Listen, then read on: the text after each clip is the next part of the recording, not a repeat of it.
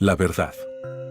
Una palabra corta, sencilla, casi inocente, y sin embargo, tan pesada que ha sostenido guerras, religiones, revoluciones y también silencios incómodos en la intimidad de un cuarto. La verdad, esa compañera esquiva que todos creemos poseer, pero que se nos resbala como agua entre las manos cuando intentamos atraparla. Yo me pregunto, ¿qué es realmente la verdad? ¿Un hecho? ¿Una percepción? ¿Un consenso social? ¿O quizás una ilusión que inventamos para sobrevivir en un mundo demasiado complejo? Hoy quiero que me acompañes en este viaje, donde no voy a darte respuestas cerradas ni recetas fáciles. Más bien quiero que atravesemos juntos un laberinto de ideas, filosofías y experiencias, y que al final, cuando lleguemos al centro, cada uno pueda mirarse en el espejo y reconocer su propia relación con la verdad. La semilla de la pregunta. Imaginemos un niño que pregunta, ¿qué es verdad? El adulto, sin pensarlo mucho, responde, lo que realmente pasó. Pero ese niño, curioso como todos, insiste, ¿y cómo sabemos qué pasó en realidad? Y ahí empieza el problema. Los griegos fueron los primeros en obsesionarse con esta cuestión. Sócrates nos dejó aquella frase que ha atravesado siglos, solo sé que no sé nada. Para muchos, era una confesión de ignorancia.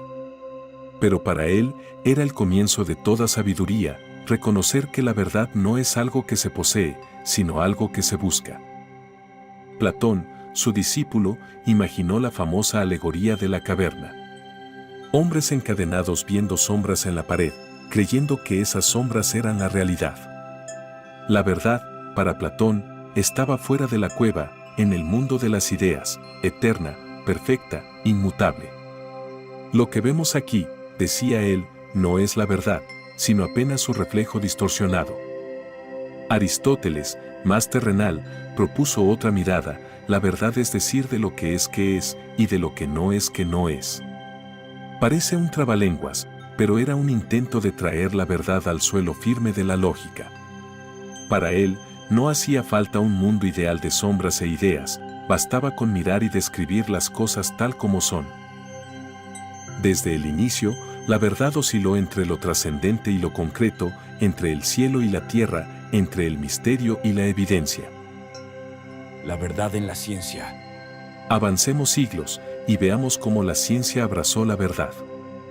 Al principio parecía simple, observar, medir, comprobar. La verdad científica se convirtió en un ideal de objetividad. Newton describió leyes que parecían eternas, capaces de explicar desde el movimiento de una manzana cayendo hasta la danza de los planetas. Pero llegó Einstein, y con su teoría de la relatividad rompió la ilusión de verdades absolutas. El tiempo y el espacio ya no eran universales, sino relativos al observador. Y más tarde, la mecánica cuántica hizo tambalearlo todo, partículas que se comportan como ondas, realidades que dependen del acto de observar. Lo fascinante de la ciencia es que reconoce su carácter provisorio. No busca una verdad definitiva, sino la mejor explicación posible hasta nuevo aviso. La verdad científica no es una estatua inmóvil, es un puente que siempre se reconstruye. Y aquí aprendemos algo vital, la verdad no siempre es un destino, muchas veces es un proceso, un camino en espiral que nunca se cierra. La verdad en la religión y la espiritualidad. En contraste, la religión muchas veces proclamó verdades absolutas. Dogmas revelados que no admiten duda. Para millones de personas, esa es la verdad más firme, la palabra de un Dios, de un profeta, de un libro sagrado. Allí la verdad no se demuestra, se cree. El cristianismo, el islam, el judaísmo, el hinduismo, cada uno ofrece narrativas donde la verdad no depende de la razón, sino de la fe.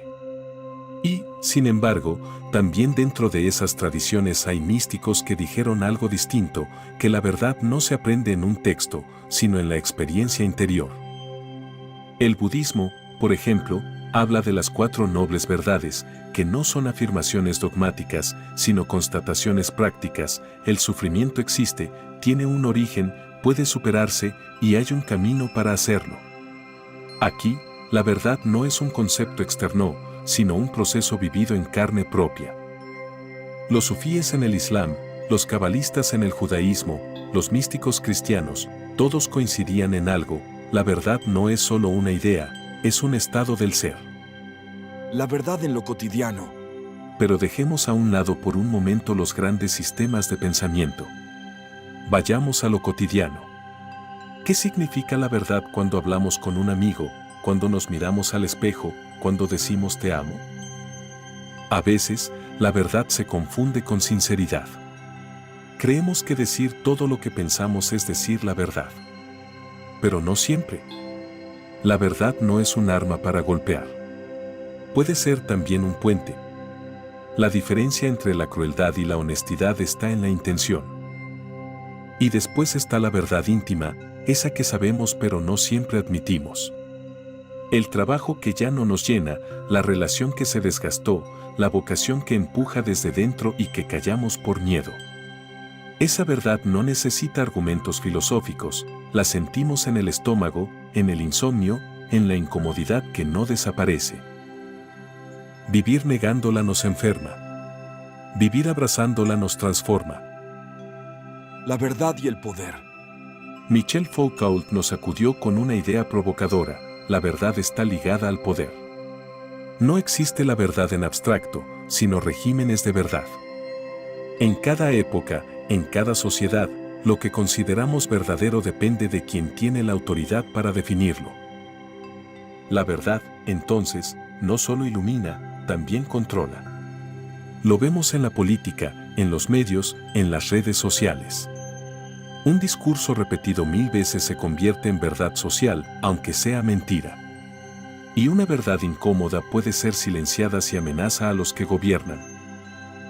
Esto nos obliga a sospechar: ¿cuántas de las verdades que creemos propias no son más que herencias de un sistema que nos moldeó sin que lo notáramos? El tiempo de la posverdad. Hoy vivimos en lo que muchos llaman la era de la posverdad. Nunca hubo tanta información disponible, y sin embargo nunca fue tan difícil distinguir lo verdadero de lo falso. Fake news, manipulación de algoritmos, teorías conspirativas que corren más rápido que la evidencia científica. Lo curioso es que en la posverdad ya no importa tanto si algo es cierto o no. Lo que importa es si logra emocionarnos, indignarnos, movilizarnos. La verdad compite contra el impacto emocional. Y, muchas veces, pierde. ¿Significa eso que estamos condenados a vivir en la mentira? No necesariamente. Pero sí significa que la verdad requiere más esfuerzo que nunca: discernir, contrastar, cuestionar, no tragarnos todo lo que brilla en la pantalla. La verdad en el arte y la literatura. El arte, por su parte, nos enseña otra cara de la verdad. Una novela, una pintura, una canción pueden ser mentiras en el sentido literal, ficciones, invenciones, y sin embargo transmitir una verdad más profunda que cualquier dato. Cuando leemos a Kafka, a Borges, a Shakespeare, sentimos que tocan algo verdadero, aunque sepamos que lo que cuentan nunca ocurrió. La verdad del arte no es factual, es existencial. Quizás la frase "la verdad duele" debería completarse con otra: "y el arte cura". Porque el arte es capaz de decir verdades que el discurso racional no alcanza. La verdad en la psicología. La psicología nos muestra que muchas veces la verdad más difícil de enfrentar es la que guardamos de nosotros mismos.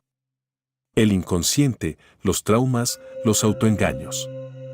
Freud hablaba del retorno de lo reprimido: lo que no queremos aceptar como verdad interior regresa disfrazado de síntoma, de sueño, de lapsus. Jung, por su parte, decía que la verdad está en integrar la sombra, esa parte de nosotros que ocultamos porque no encaja con la imagen que queremos proyectar. Aceptar esas verdades internas puede ser más doloroso que cualquier dato externo. Pero también es el inicio de la autenticidad. La verdad y el lenguaje. Otra pregunta fascinante: ¿cómo hablamos de la verdad? ¿Acaso no dependemos del lenguaje para describirla? Y si el lenguaje está lleno de metáforas, ambigüedades y contextos, ¿podemos alguna vez decir la verdad pura? Wittgenstein decía: los límites de mi lenguaje son los límites de mi mundo. Eso significa que nuestra capacidad de alcanzar la verdad está condicionada por las palabras que tenemos para nombrarla. Quizás por eso los poetas, más que los filósofos, logran a veces acercarse a la verdad, porque se permiten romper las estructuras del lenguaje para abrir ventanas nuevas. La verdad como experiencia personal. Llegados a este punto, tal vez conviene hacer una pausa. Con tanto filósofo, científico, místico y artista, uno puede perderse. Pero al final, la verdad también tiene un rostro profundamente personal. Vivir en verdad significa alinear lo que pienso, lo que siento y lo que hago. No es tanto un concepto teórico como un acto de coherencia. Cuando lo que digo refleja lo que creo, y lo que hago corresponde a lo que digo, entonces estoy habitando mi verdad. ¿Es absoluta? No. ¿Es eterna? Tampoco. Pero es real, al menos para mí en este instante. Y a veces, esa es la única verdad que importa, la que sostiene mis pasos hoy. El riesgo de la verdad. No nos engañemos, la verdad es peligrosa. Puede romper familias, derribar imperios, desestabilizar vidas. Pero también puede liberar, sanar y dar sentido. El autoengaño nos regala calma momentánea, pero la verdad nos da un suelo firme, aunque duela. Quizás por eso tantos prefieren la comodidad de la mentira. Y quizás por eso quienes se atreven a vivir en verdad suelen ser recordados como revolucionarios, como locos o como profetas. Entonces, ¿qué es la verdad? Es un espejo roto que refleja fragmentos distintos. Es una brújula que señala caminos, aunque a veces confunda el norte. Es un río que nunca se detiene. Es un silencio que grita dentro de nosotros. La verdad tiene 1000 rostros, y cada época, cada persona, elige con cuál quedarse. Lo importante no es poseerla, sino relacionarnos con ella con humildad. Hoy no vine a darte una definición definitiva, sino a devolverte la pregunta. ¿Qué verdad estás evitando mirar de frente? ¿Y qué pasaría en tu vida si te animaras a abrazarla, aunque lo cambiara todo?